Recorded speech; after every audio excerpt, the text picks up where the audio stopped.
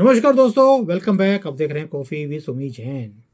दोस्तों, मोदी जी का एक अपना ही अंदाज है और सबका तरीका देखिए, काम करने का भी तरीका भी अलग अलग होता है। और लोकतंत्र है तो यहाँ पर विपक्ष भी रहेगा और विरोध भी रहेगा। लेकिन आपको एक चीज़ ध्यान देनी है मोदी सरकार की, कि उन्होंने विरोधियों को किस तरह से हलाल किया है और सीधा अटैक कभी किया नहीं, और किस हालत में उनको पहुंचा दिया है। और विरोधियों को बड़े धीमे धीमे हलाल करके मारते जा रहे हैं। और ऑपोजिशन को ये समझ नहीं आ रही, ऑपोजिशन मतलब विरोधियों को, कि अब हम करें क्या, इसका जवाब दें तो दे क्या। मोदी जी का कोई तोड़ उन्हें मिल ही नहीं रहा। और अब देखिए, बड़े बड़े नाम हैं इसमें। वो तीस्ता हो, जो कभी यूपीए सरकार में प्रधानमंत्री से नीचे बात ही नहीं करती थी, आज एनजीओ के पैसों के ऊपर दारू खरीद कर पीने के लिए वो मोहताज हो गई है। एनडीटीवी, याद आपको, नेहरू डायनेस्टी टीवी, जिससे यूपीए के मंत्री तक बदल दिए जाते थे, आज चांदनी चौक वाले हकीम के विज्ञापन दिखाते हैं। ये उनकी हालत है एनडीटीवी की। और कितने ही पत्रकार जो यूट्यूबर बन गए आज की डेट में, अब तो भारत छोड़कर अमेरिका में बैठ गए हैं, जो यहाँ पर गंद फैलाने के लिए मशहूर थे, रबिश फैलाने के लिए। और अभी हाल ही में राजदीप सर से सुधाई, इसकी भी यही औकात होने वाली है, हो भी चुकी है। सर ये कई बार सड़कों पे बैठा हुआ दिखता भी है, भीख मांगता हुआ। और जब कहीं जाता है वहाँ पर इसे माँ बहन की गालियाँ लोग निकालते हैं इसकी शक्ल देखकर। और इसलिए इसने अब सड़कों पर जाकर पत्रकारिता करनी बंद कर दी है। अब स्टूडियो में बैठकर ही ये गंद फैलाने की कोशिश करता है। सुना है ये भी अब अपनी जॉब से हाथ गंवाने वाला है बहुत जल्दी। बरखा जो थी बिना बादलों के बरखा करने वाली, उसकी हालत तो आप देख ही चुके हो, ना कुत्ता घर का ना घाट का। और ये ऐसे लोग हैं जिनकी अंगड़ाई लेने से सत्ता के गिलियारे जो है ना, वो सहम जाते थे। और ढेरों ऐसे एनजीओ हैं और पत्रकार हैं जो कि आज सड़कों पे हैं। देश के बड़े बड़े नेता, उन्हें भी ले लीजिए, राहुल गंदगी, इसको कांग्रेसी भी आज की डेट में पप्पू मानने लग गए हैं मोदी जी के आने के बाद। वो ममता बनर्जी, जिन्हें कभी प्रधानमंत्री पद की सेकुलर उम्मीदवार माना जाता था, आज मुख्यमंत्री की कुर्सी को भी बचाने के लिए दौड़ती घूम रही है। और अभी यात्रा भी निकाली थी, सद्भावना यात्रा। सारे जितने भी थे, हिंदू मुसलमान, सबको पीछे खड़ा करके खुद आज बीच में चल रही थी हिटलर की तरह।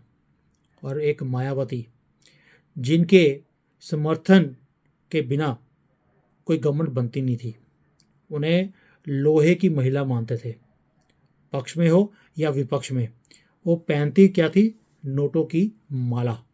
और आज कार्यालय का जो चाय पानी है ना, इसका बंदोबस्त करने के लिए वो टिकटें बांट रही है, और टिकटें लेने के लिए कोई तैयार नहीं है उसकी। लालू जेल में कभी जाते हैं कभी आते हैं, समझ ही नहीं आता।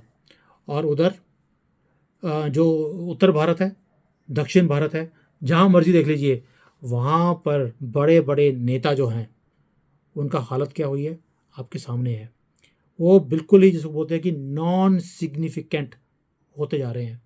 और विपक्ष ने समय समय पर नेता खड़े करने की कोशिश करी, सारी कोशिशें विफल हो गई।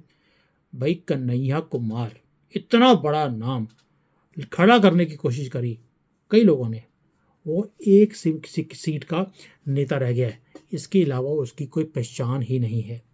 कंजरवाल का क्या हाल है आपके सामने है, भागता फिर रहा है, कभी भी लात मरी जाएगी पीछे से और ये अंदर जाएगा परमानेंटली। और अब भारत में देख लीजिए, 370 हटा दिया, सीए लागू होने की कगार पर है। और जब ये चीज़ें इम्प्लीमेंट होनी थी, सबको मालूम था कि बवाल होगा, और हुआ भी।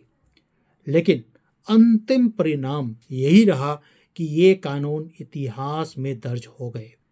विरोधियों के सारे बड़े नेता जेल में बंद हो रहे हैं या हो रहे हैं, केस लड़ रहे हैं।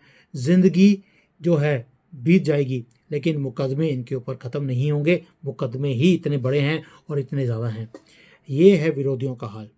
अब हम आते हैं किसान आंदोलन के ऊपर। वो चला और चलता रहा 1 साल के लिए। मैं मानता हूं कि जो आंदोलन है, इसे चलाने के लिए आपके पास एक जो डेमोक्रेटिक अधिकार होता है, वो आपके पास है। लेकिन आप देखिए 3 महीने के अंदर ही उस आंदोलन का देश और विरोधी चेहरा जो था वो सबके सामने आ गया था। खालिस्तानी उसके अंदर घुस गए थे। मजबूरी में विपक्ष को अब फ्रंट फुट के ऊपर आके खेलना पड़ा, जो ये काम किसान नेताओं से करवाना चाहते थे।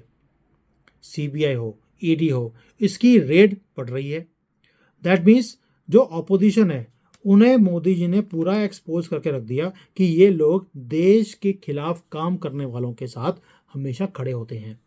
पहले तो ये किसानों के साथ खड़े थे, बाद में जब खालिस्तानी भी बीच में घुस गए, उसके बाद भी इन्होंने अपना समर्थन बंद नहीं किया और इसलिए इनका नाम सभी का खराब भी हुआ और मोदी जी ने खराब होने भी दिया। इसी को बोलते हैं हलाल करना। अब आते हैं सीबीआई ईडी के ऊपर। इनकी रेड पड़ रही है।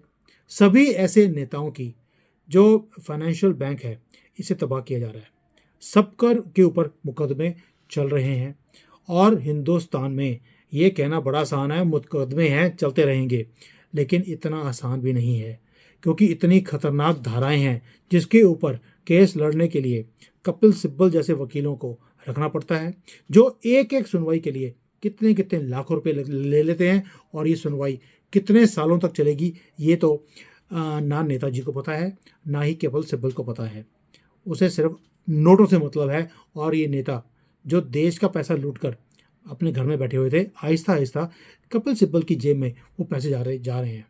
और जैसे जैसे ये केसेस लंबे चलते जाएंगे, आप देखेंगे इनमें से 2/3 1/3 जितने भी हैं, आधे से ज़्यादा जितने भी ये नेता हैं, ये नेतागिरी भूल जाएंगे और दोबारा से किसान बनने के लिए ये मजबूर हो जाएंगे। और जितने भी ये नेता हैं, इनके ऊपर खौफ जो है वो जाहिर है।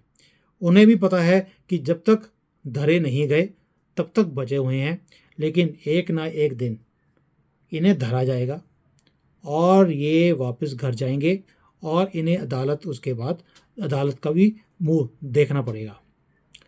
आपको मैं एक ही बात बोलता हूँ, संयम रखिए, आराम से तमाशा देखिए, पॉपकॉर्न हाथ में रखिए। एक गुजराती भाई है, इनकी जो दुश्मनी है ना, वो भी इतनी खतरनाक है कि मिठाई खिला खिला कर दुश्मनी अपनी मोल लेते हैं ये लोग। और फिर उसके बाद ये मारेंगे, उनको मारेंगे भी ऐसा कि इनको भागने की जगह नहीं मिलेगी। अरे भाई, पार्लियामेंट के अंदर जो मोदी जी ने स्पीच दिया है, 2 चीज़ें बोली तो दोनों बड़ी खतरनाक हैं। मैं अपने तीसरे टर्म में मोदी की गारंटी है, जिन्होंने पैसा खाया है हमने उनसे 1 लाख करोड़ रुपए ऑलरेडी रिकवर कर लिए। अभी बाकी का भी रिकवर करने का टाइम आ गया है। दूसरा, अब हम नींव रखने वाले हैं। अभी तक तो खड्डे भरे, उसकी फाउंडेशन बना दी। अब एक मजबूत फाउंडेशन तीसरी टर्म में बनेगी, जो अगले 1000 साल तक हमारे देश को एक विकसित देश की तरफ ले जाएगा और अब हम नीचे या पीछे मुड़कर नहीं देखेंगे। ये 2 खतरनाक बातें हैं जिसको मैं बोलता हूँ हलाल करना। धीरे धीरे पहले उनको कमज़ोर किया, उन्हें मजबूर किया अपना इनका पर्दाफाश करने के लिए। ये एंटी इंडिया एलिमेंट्स को सपोर्ट करते हुए आपको दिखे, बेशक वो मणिपुर हो, बेशक वो चाइना हो, बेशक पाकिस्तान हो, खालिस्तानी हो, कोई भी हो, जिन्होंने भारत के खिलाफ षड्यंत्र रचने की कोशिश करी, ये उनके साथ खड़े हुए।